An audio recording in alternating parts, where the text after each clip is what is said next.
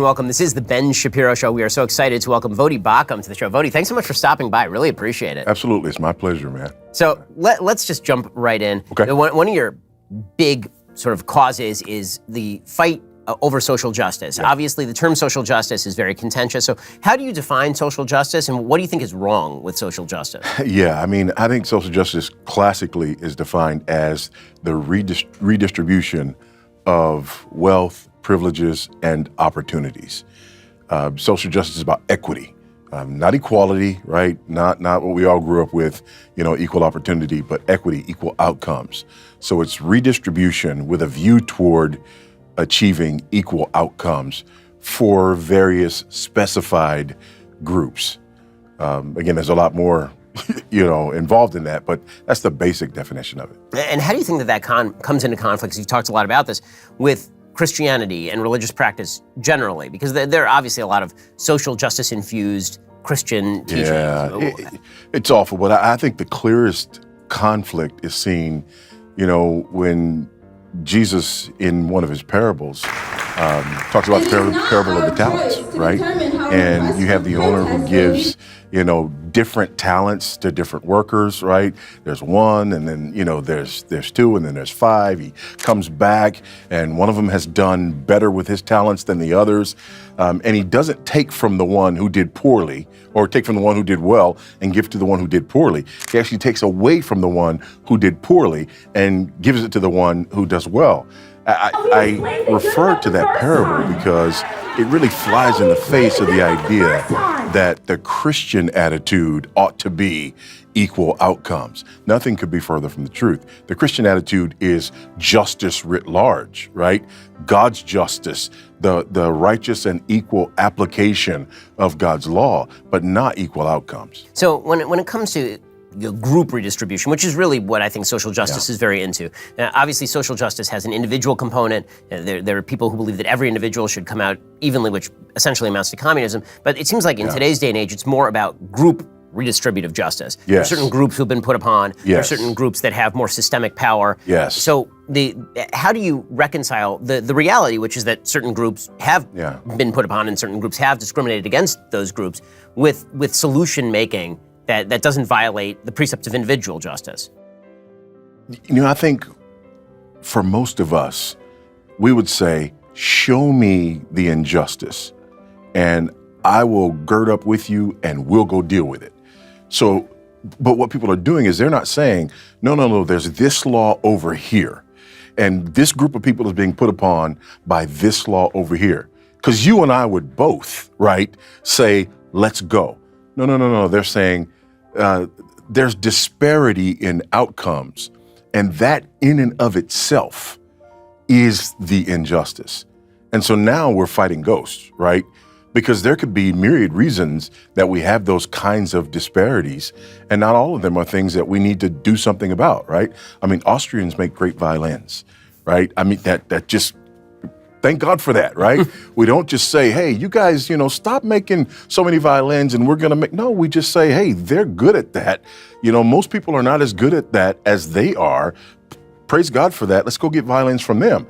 But this idea that somehow any kind of disparity among groups is, just sort of a de facto injustice, that's hugely problematic. And how do you think that that's impacted particularly Black Americans? So this has obviously come up in the context of multiple groups, but most prominently in the United States, the issue that the Biden administration has taken up is the idea that Black Americans have been left behind by the system, and now we have to have systems that are put in place to redress this. You see, on a more specific level, in California, in Illinois, there are places that are actively talking now about, for example, slavery reparations to make up for the injustices of the past. How do you deal with that? Yeah, I mean, there's a couple of things. Number one, if there are individuals who've been put upon, if there's been injustice, then there should be legal redress for that injustice.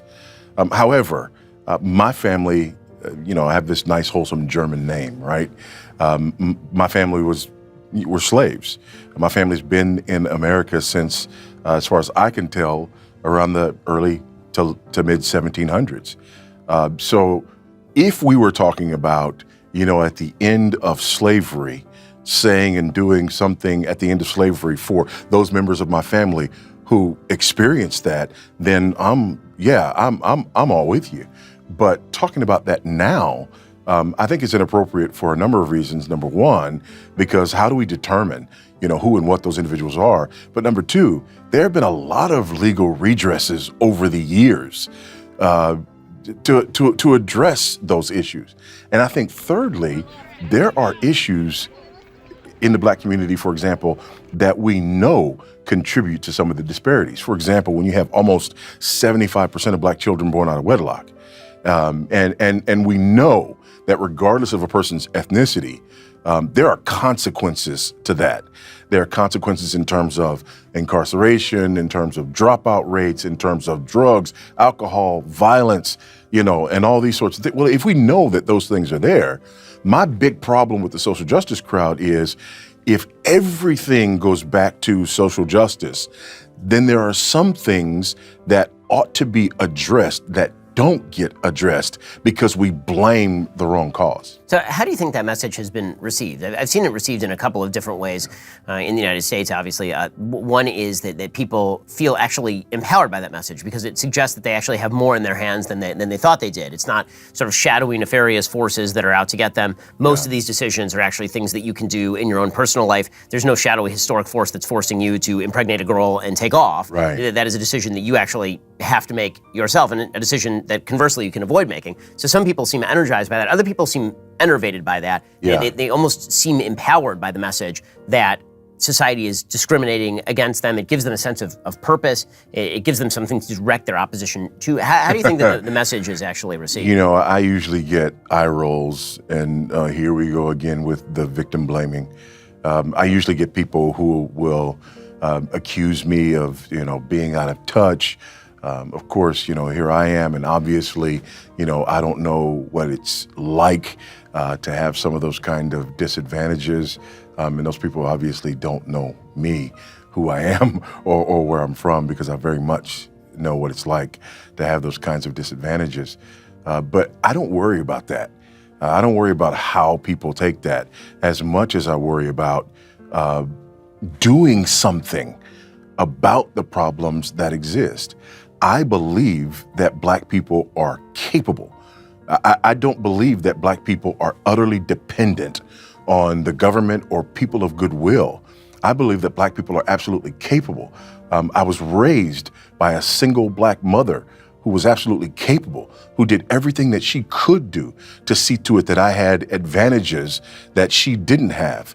So I don't worry about, the talking heads who would immediately dismiss that idea as much as I worry about people who would hear and people who would respond and people who could be helped actually by addressing these issues that need to be addressed and can be addressed individually and within families. So how is your value system shaped? Because obviously, given the experiences that you've talked about a little bit here, and I want to hear more about those from your childhood and growing up, the vast majority of people who grow up in those circumstances don't end up at the same sort of conclusion that you do politically or with regard to values. So how did you end up with this set of values? There was a long and winding road. When I was younger, I would have been more in the sort of Black nationalist vein. If you think about, Martin Luther King and Malcolm X, I would have been more on the Malcolm X Black Power side. But I came to faith late in life. I never heard the gospel until I was in university. I was raised by a single teenage Buddhist mother in South Central Los Angeles. And so that was kind of my faith reference point. And, I heard about Christ, I heard about Christianity, and I believed the gospel. I believed in Christ as my Lord and Savior. And it changed my life. And slowly it began to change my worldview as well. And so it was a process of recognizing the things in my life that I had believed, that I had taken on board because of what I had been told, much of which was not accurate or true. And then looking at the scriptures and being serious about what it meant to be a follower of Christ. And so slowly, that began to change my worldview. And then, of course, through my education and other things, and then through being a student of history, that just began to change my worldview as well, and becoming aware of, in some instances, nefarious actors who benefit greatly from convincing Black people and others that our problems are from outside. So again, it was a process. Part of that process was when I got old enough to find a little trouble, and this is before I even became a Christian. I got old enough to find a little trouble in Los Angeles, and my mother shipped me out and got on a Greyhound bus for 3 days and went from Los Angeles, California to Beaufort, South Carolina, and lived for about a year with her oldest brother, who was a retired drill instructor in the Marine Corps, he had done 22 years in the Marines, 2 tours in Vietnam, his first time having a man in the house, and it was a life-altering experience.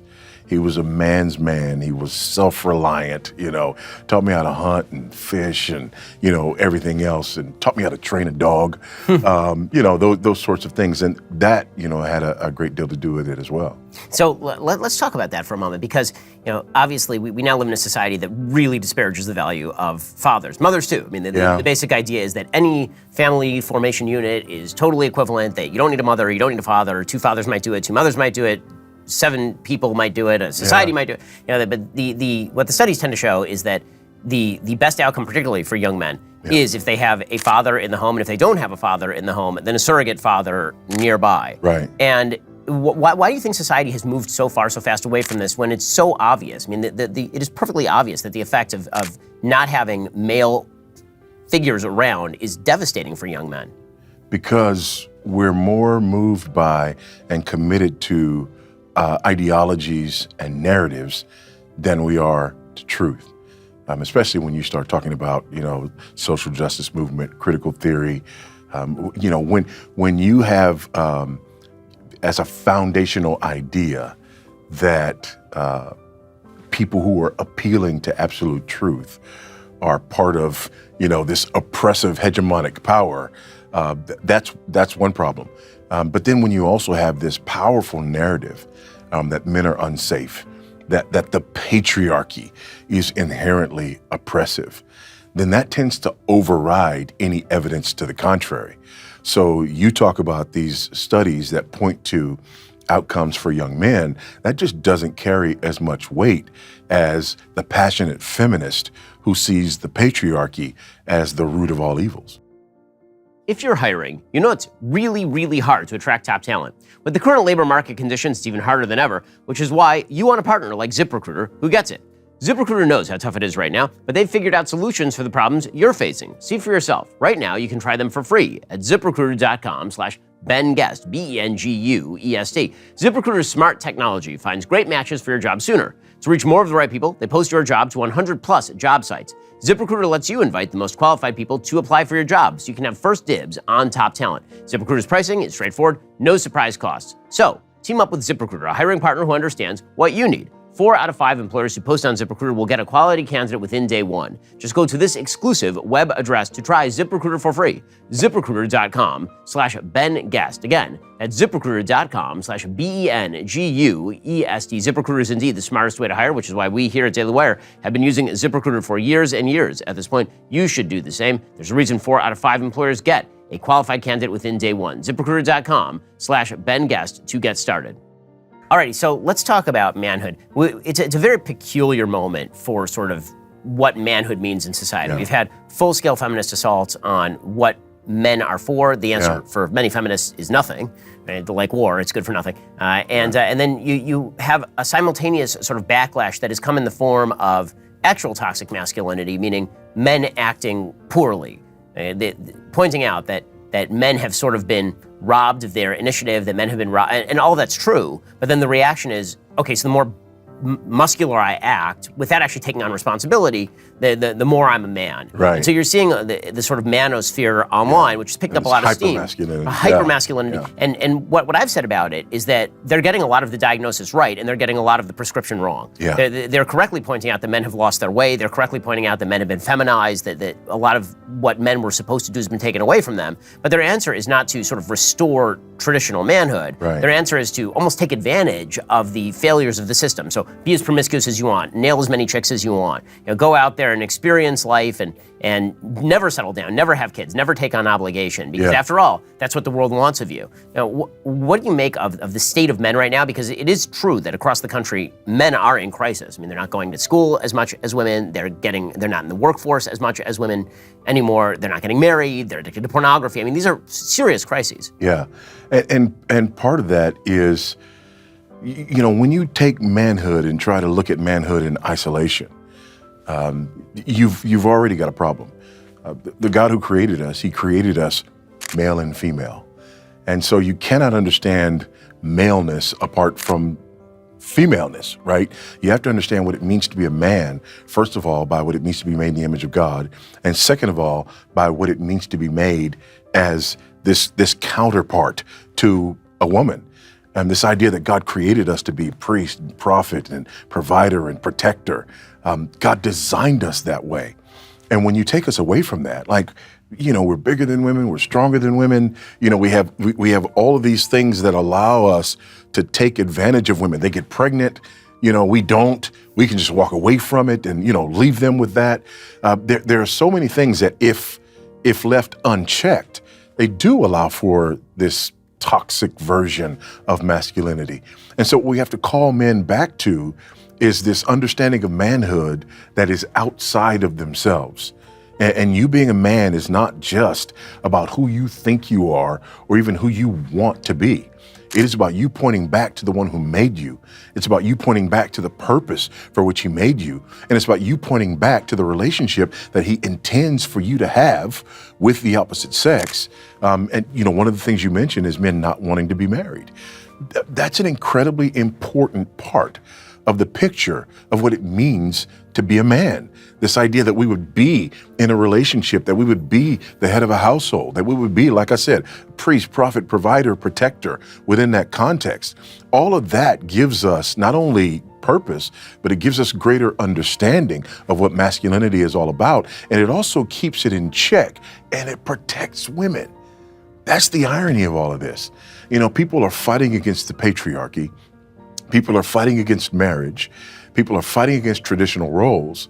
And the result is you leave women unprotected and you leave men unchecked to do whatever they will with those women. So let's say that you've talked to many, many young men, obviously, across the nation. And let's say that you're faced with a young man who's been brought up in a family without a father, just by a mom, somebody like you when you were young. And that person is saying, listen, I've had a rough life. I haven't been able to get ahead. My opportunities are limited. And now you're asking me to take on all of these burdens. Make me the case that I should take on these burdens. Yeah, first of all, that's what you were created to do, right? Secondly, it's what you yearn to do. If a man is honest, men don't yearn to just sit in their mother's basement and play video games. In fact, when we sit in the basement and play video games, we like to play those kind of video games that simulate, the actions and activities of masculinity, right? And so that's the first thing I want to say to him. You were made for more than this. There's a God who created the world and a God who created you.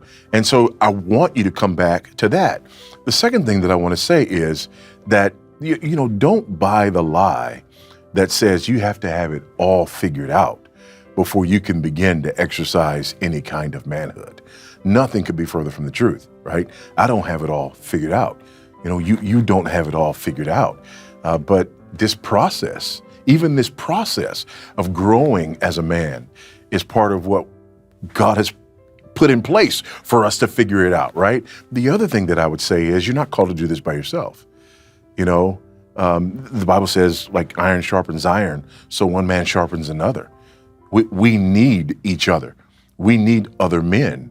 We need other men in our lives to mentor us, to disciple us. We need men when we're younger, to corral us, to check us. We need that. So those are some of the things that I would want to talk to a young man about, and ultimately to point them, again, to the God who made them, and to point them to Christ, who wants to redeem that manhood. Christ, who is the ultimate picture of manhood. All of the stuff that you're saying, the feminist movement says, obviously this is antiquated, it's not worth it, it's patriarchal, it's discriminatory. Amen. When you're calling on men to do all these things, what you're doing is you're taking away female initiative. You're robbing them of their individuality. How do you respond to the feminist movement that makes claims like that? I respond by saying that kind of manhood is a protective entity. It's a protective, force, if you will, that allows women to flourish. Listen, if men are unchecked, women are not going to flourish. They're going to be victimized. And that's exactly what we're seeing. We're seeing women being victimized by men whose masculinity is unchecked. They're not being trained. They're not being discipled. They're being told that all of the things that real masculinity is about are the things that they need to jettison. And as a result, they live more like animals.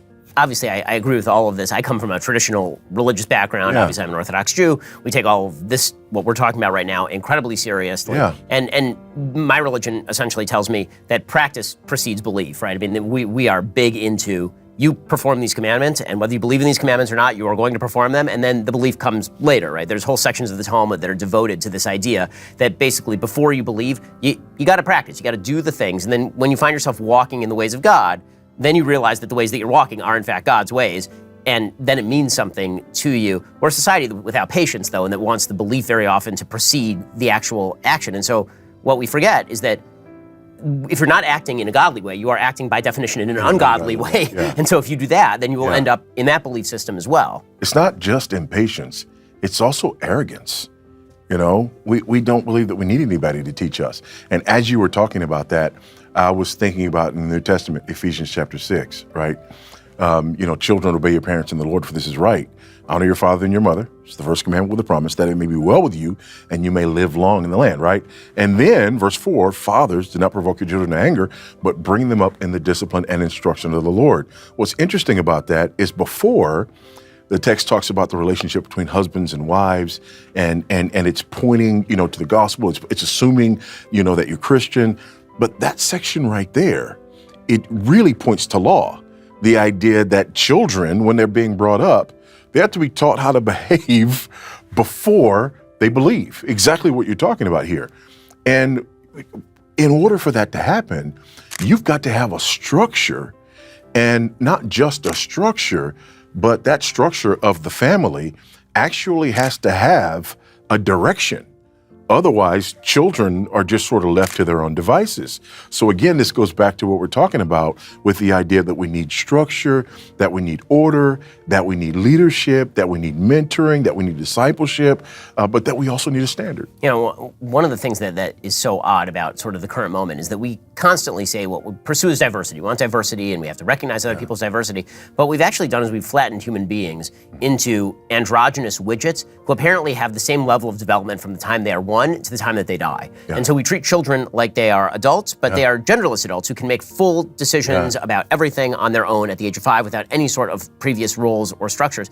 And that's not the way that life actually works. I mean, as you are pointing out correctly, in my view, life is a series of roles, and those roles are provided to you by your biology, which was implanted in you by God. Yeah. And that is the way that society works. And when we sort of arrive on this earth and we're told, make your own way without any of those structures, you're no better off than, and there's an actual phrase that's used in Hebrew called tinok shenishba, a baby born in a forest. The idea is that a baby born in a forest has no actual moral obligations because there's no structures around them. It's literally the biblical excuse for not being responsible for your own sin. And we've created an entire society of babies in the forest by deliberately removing the parents and the home and the church and structures from around them. And then we wonder why people are wandering around aimlessly. And they're insecure, and they have more problems with mental health than any other generation has ever had before. I'm sure you remember the famous experiment. It's been done a number of times. You take children out for recess, and there's no fence, and the children all stay huddled closely together by the building. But the minute you put a fence, the children wander all around the yard and play. The idea there is those boundaries make children safe, and it makes children feel safe. And we have a bunch of children growing up without boundaries, and they don't feel safe. And here's a news flash. If they don't have boundaries, they're not safe.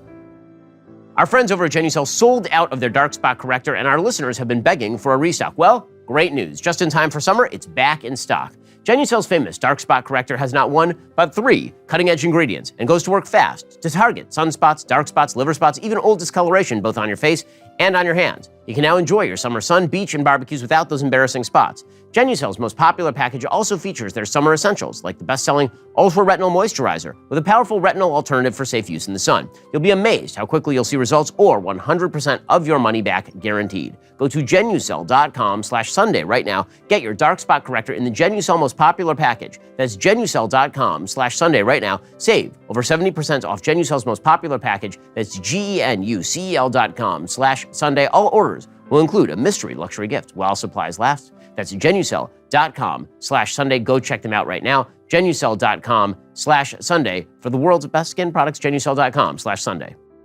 Let's talk about why it seems that religious leadership has kind of abandoned the playing field. It really is an amazing thing.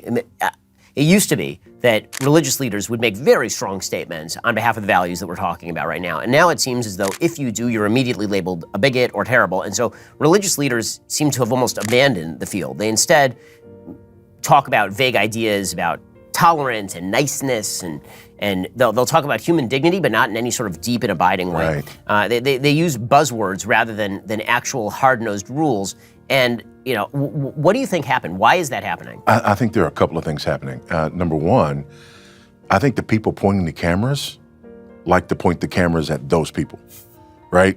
There are many out there who have not bowed the knee to Baal, but people don't like to point the cameras at them. I think that's number one. I think number two, there are a lot of people out there who are enamored with success. They read their own fan mail. They like to be liked. I mean, we all like to be liked, right? And so you just sort of start carving off the edges of the truth at first until eventually you're doing things for clicks and for likes and not for your calling. I think another thing is the academy. I think for, over a generation now, we've had people, people in the ministry, people in our churches. It's not like, they're born and dropped into a theological training institution, right? No, they're born, and the overwhelming majority of them are educated by the government all the way through university, and then maybe they'll go to seminary.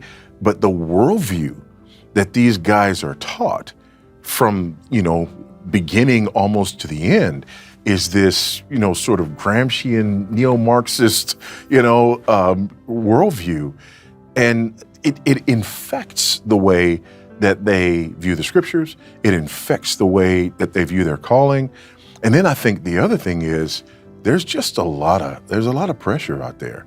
And a lot of people they can't take that pressure. I don't like it. I don't like because people think that I like being called names or, that I like, whatever. I don't like that. The only reason I do it is because there's something that's more important, right? There's a calling that's more important. And I think people are struggling because of this and suffering because of it. Now, back to what we talked about earlier with social justice. Christians hear things like social justice and, racial justice. And it's like, yeah, of course, we're for that. Marriage equality. Well, am I for marriage inequality?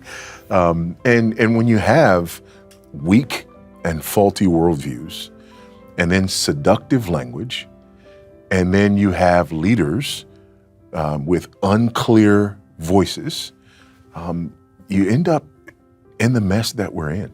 I wonder also if religious leadership, and this is something I've been thinking about a lot recently, if what religious leadership started off by doing was worrying because there were kind of members of the flock who were on the fringes of the flock, and they started wandering away.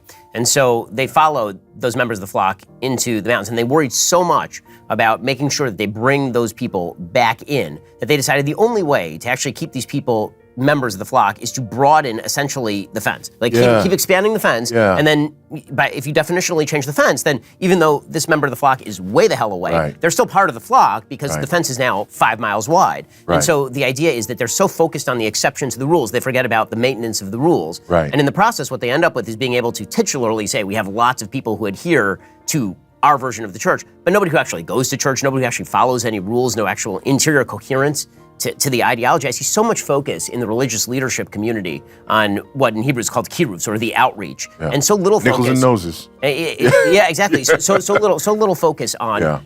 Here's the rule, and we stand by the rule. And listen, we want to help you understand the rule and understand why the rule is not changing for you, and why maybe you'd be better off conforming to the rule. And we understand everybody sins. We understand we all fall short of the grace of God, and all of that, but the rule doesn't change just for you. But we're so concerned with if we say that to somebody, the person may run. And we forget that if you get rid of the rule, everybody runs, and then there's nothing to adhere to in the first place. Exactly, and eventually, we have nothing that we're standing on, right? We're just on shifting sand. And again, I want to say that there's thousands who have not bowed the knee to Baal, and there are good, solid folks out there. Unfortunately, most of them don't get cameras pointed their way. But there was a movement really in the 80s and the 90s, the church growth movement. And you just basically described it to a T. It was all about doing whatever was necessary to get people into the doors, to keep people in churches, were growing like gangbusters. All of a sudden you've got churches all over the place, that are running thousands.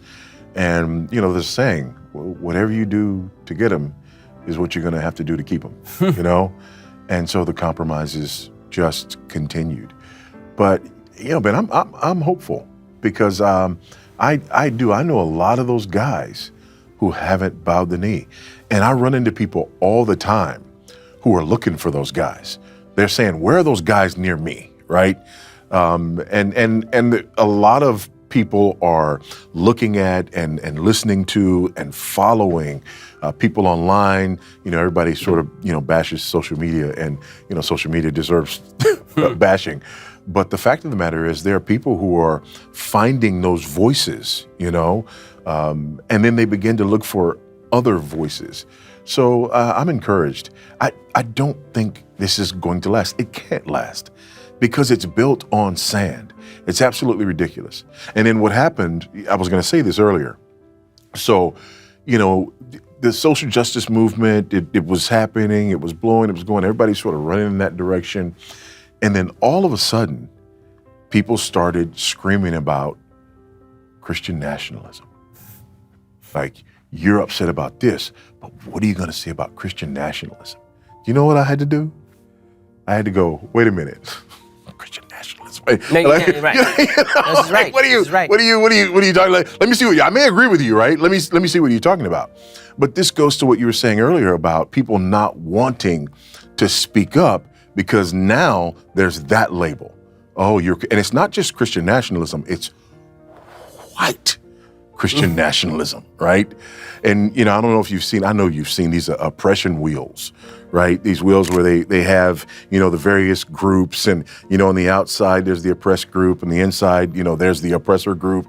And, whatever these wheels are and however many oppressed groups they have, one of the oppressor groups is always white. One of the oppressor groups is always Christian. And one of the oppressor groups is always nationalist, right?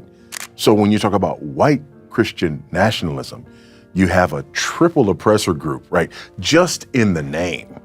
And so now if people want to, celebrate the overturn of Roe v. Wade, all you have to do is say white Christian nationalism. And all of a sudden they back off, right? And so they're muted,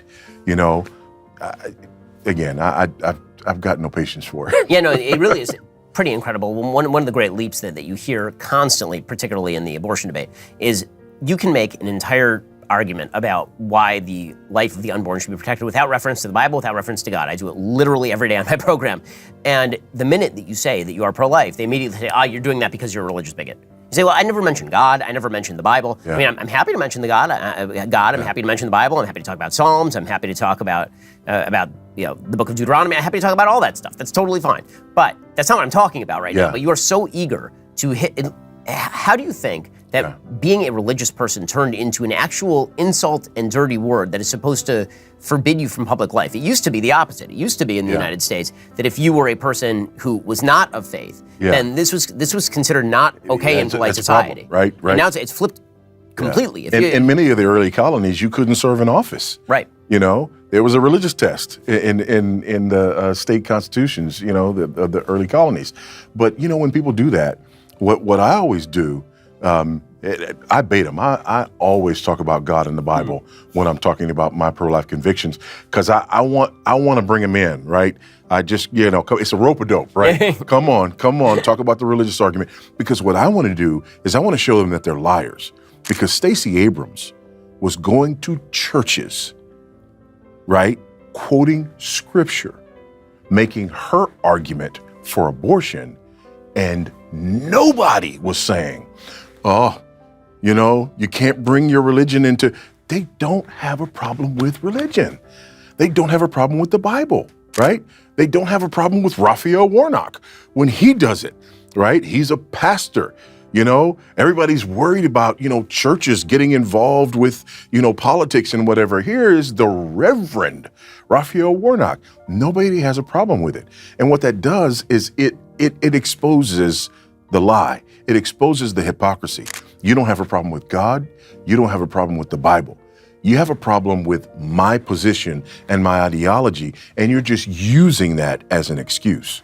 So, that obviously, the sort of perversion of Scripture is something that drives me absolutely up a wall. My friend Dennis Prager is fond of saying that the biblical commandment not to take the Lord's name in vain is not about saying GD it. God doesn't care about that. It's about speaking in the name of God, something that God clearly is not saying. And this has become habit from politicians on a routine basis, that they will cite the Bible to a proposition that is completely anti-biblical. You'll get Barack Obama citing the least of these in reference to transgenderism or gay marriage. Well, the Bible has more to say about these particular topics than a rather vague verse from the book of Mark, is it? But I see, again, I welcome that. I want to have that conversation. I want to do that, and especially as a black minister, right? Because again, everybody wants to point to the civil rights movement, and everybody wants to laud the civil rights movement. Everybody wants to point to, the Reverend Al Sharpton and the Reverend Jesse Jackson, and nobody has a problem with it until you are not spouting the leftist, progressive, neo-Marxist ideology. Then all of a sudden, separation of church and state, and you need to stop. And I just call it. I got no time for it. So you've mentioned a couple of times the neo-Marxist ideology. Do you think that's what's really sort of provoking all of this, is the infusion of neo-Marxism? Or is it more almost an infusion of Freudian sexology? It seems like a lot of what's... All of the above. I think all of the above. I think there's sort of this conflation of things that happen. You have people like, John Money with his fraudulent experimentation, and you have Kinsey with his, fraudulent research, and people who are holding to, this neo-Marxist ideology, this oppressor-oppressed mentality. In the neo-Marxist ideology, religion in and of itself, there's no absolute truth, right? Religion is just the tool that enforces the hegemonic power, right? So these guys want to use this, Freudian, Keynesian ideology to basically say, here's the truth, here's the reality. It's the opposite of what you religious prudes have always said, but of course it would be, because this is science. And that's just science fiction, that you call religion, when actually the opposite is true. Those guys were the frauds. It seems as though we're in the midst of a revolutionary moment. It's the progressive movement. I've termed them on my show the transgressives, because it really is not about progress. It really is about transgression itself, which is sin, obviously. But the basic idea is the institutions of life hem you in. They prevent you from being truly free. They don't allow you to find your subjective sense of self-worth. They tell you that you can't do things that you want to do. And the only way to fight a system that oppressive is to blow it up. We have to transgress all the rules. It is actually necessary to transgress all the rules, which means that the point isn't that we believe what we're doing is right. It's that what you are doing is bad and wrong. And so we will go out of our way to do anything we can do to undermine the institutions that you promote. And then, of course, the results are dire, and their immediate move is to blame the bigotry of the institutions that they've been steadily attempting to undermine. And then to establish their own institutions so that they can exercise the authority that they just said last week was inherently evil. So what kind of institutions do you think they're seeking to set up? Because it's unclear to me exactly what their utopia looks like. I know that right now their first step is destroy everything, level the ground. It's almost nihilistically destructive. It is, not almost. You're suggesting that they do want to build new institutions in place of the old institutions. What do you think those? They want the same institutions. They're not that creative, right? They're not that creative. They're not that smart. It's not that they have this idea of new institutions. They just have the idea of them being in power of whatever institutions exist. Okay, so how does that manifest in terms of politics? So we've been talking a lot about religion and the religious community, the hijacking of churches and sort of the hollowing out of the church. But in terms of politics, now, obviously, this has led to an extraordinary amount of political polarization in the United States. As you get rid of the social fabric that used to be shared in church, people are now rushing to political party to sort of fill that gap. What do you see as the future of politics in the United States right now? Boy, I don't know, other than chaos, you know? I don't know, but I think we get a glimpse of it with academic institutions. Because I think it has happened in the academy. That the radicals of the 60s, right? Again, these radical neo-Marxists of the 60s take this long march through the institutions. And today, the institutions exist as their power structures. It is hard to find conservatives in the academy. And the academy is turned absolutely upside down. They call good evil and evil good. We're proliferating the number of degrees that people can get, and all of them are absolutely worthless. There's almost nobody, going into STEM anymore.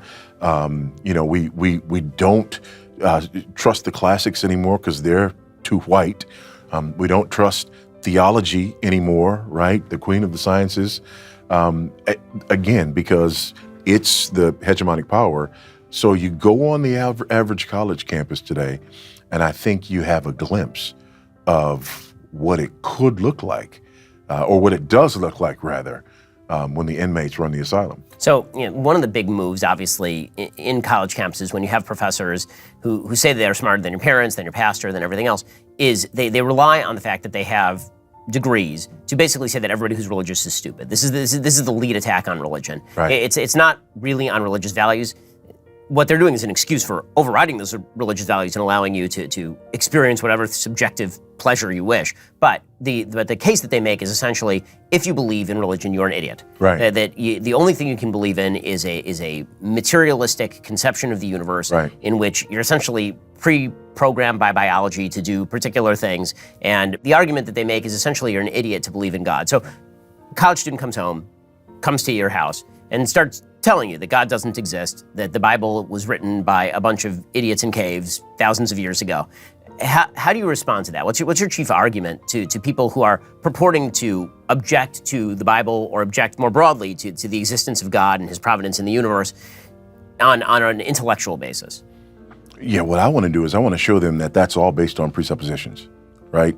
The last thing that I want to do is get down on their level and say, okay, fine, let's just leave that aside. No, I want to say to them, all of that is based on presuppositions. You're taking leaps of faith back there in order to get here and make that argument. Your presuppositions have been tried before, and they've led to catastrophe.